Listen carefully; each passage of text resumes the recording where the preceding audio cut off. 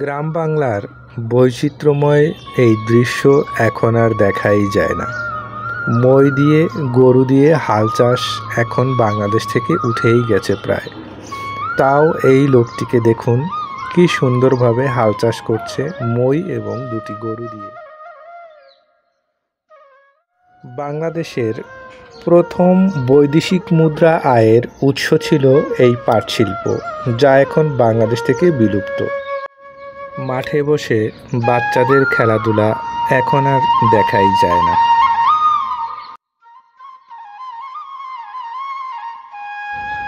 এই দৃশ্য বড়ই বৈচিত্র্যময়। ছোট ছোট ডিঙি নৌকা নিয়ে মাছ ধরছে জেলেরা। সারাদিন মাছ ধরে সন্ধেবেলা তা বিক্রি করে চাল ডাল কিনে নিয়ে যাবে বাসায়। এইটাই তাদের জীবন।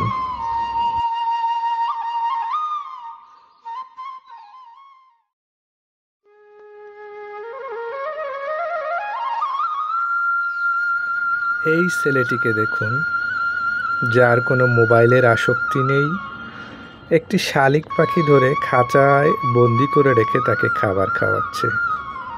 কত সুন্দর এই দৃশ্য, যা আজকের ছেলে মেয়েদের মাঝে দেখাই যায় না।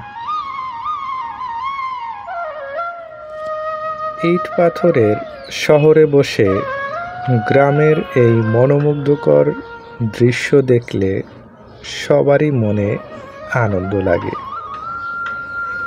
ছুটে যেতে মন চায় নিজের গ্রামে।